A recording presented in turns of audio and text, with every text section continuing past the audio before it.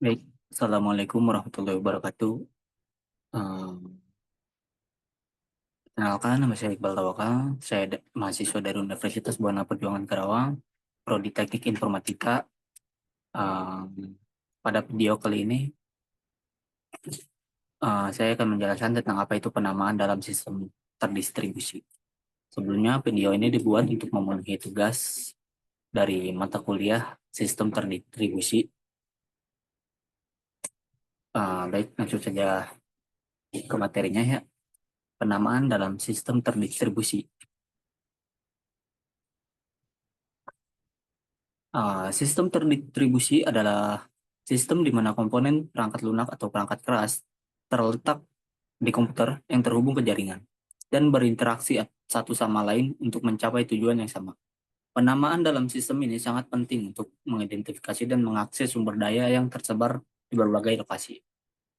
Tujuannya uh, memahami konsep penamaan dalam sistem distribusi, membedakan jenis-jenis penamaan, mengetahui tentang penamaan dalam sistem terdistribusi. Dalam pembelajaran ini kita akan memahami bagaimana cara penamaan digunakan dalam sistem terdistribusi, mengenali tipe penamaan, dan mengidentifikasi tantangan yang dihadapi dalam implementasi penamaan. Penamaan adalah mekanisme untuk memberikan identitas unik pada sumber daya dalam sistem terdistribusi. Ini bisa berupa nama host, alamat IP, atau URL. Penamaan penting karena membantu dalam mengelola sumber daya di berbagai lokasi. Tipe-tipe penamaan.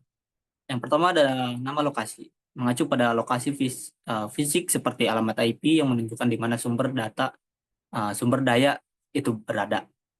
Lalu ada nama logis, lebih abstrak, tidak tergantung pada lokasi fisik. Contoh yang paling umum adalah URL atau URI.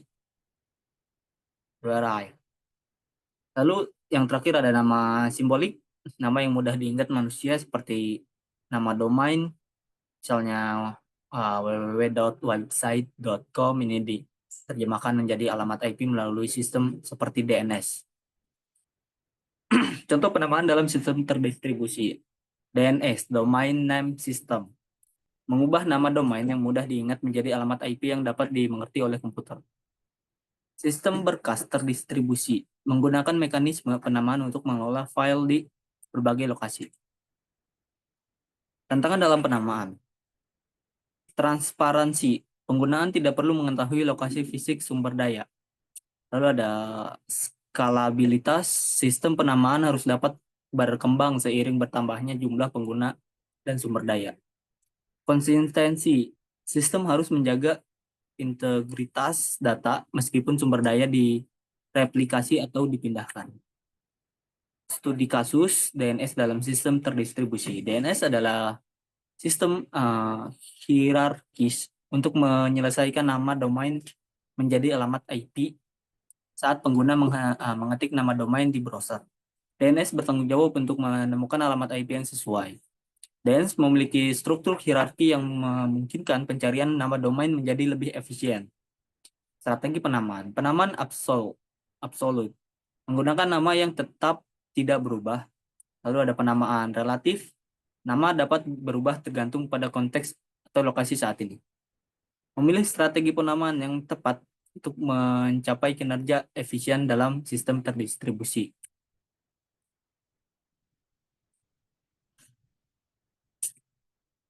Jadi untuk strategi penamaan itu ada dua, penamaan absolut dan relatif. Dimana untuk absolut itu menggunakan nama yang tetap dan tidak berubah. Nah, sedangkan relatif, nama dapat berubah tergantung pada konteks atau lokasi saat ini. Kan ya.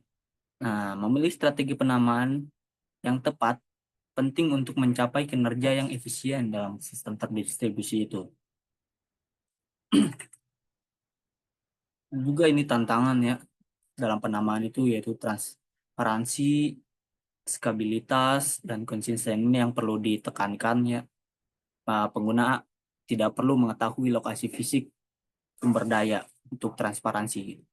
Untuk stabilitas, sistem penamaan harus dapat berkembang seiring bertambahnya jumlah pengguna dan sumber daya. Ini sangat penting.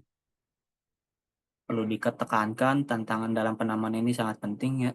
Lalu ada konsistensi, sistem harus menjaga integritas data meskipun sumber daya direplikasi atau dipindahkan.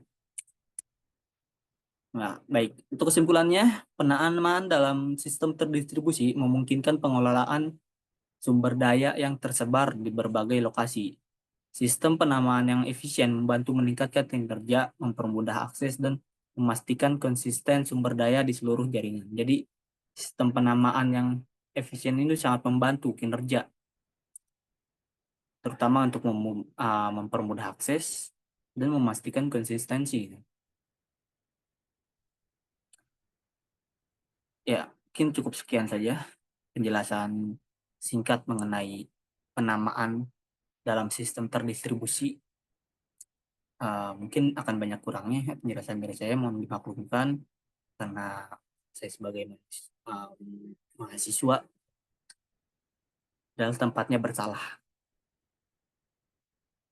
Ya, kita semua mahasiswa itu tempatnya belajar. Gitu ya. Jadi, dan pembelajaran paling penting itu pembelajaran dari kesalahan. Jadi, mohon maaf apabila ada terjadi salah-salah kata atau kurangnya pembahasan yang dibahas. Dan cukup sekian saja penjelasan dari saya. Terima kasih sudah menonton. Assalamualaikum warahmatullahi wabarakatuh.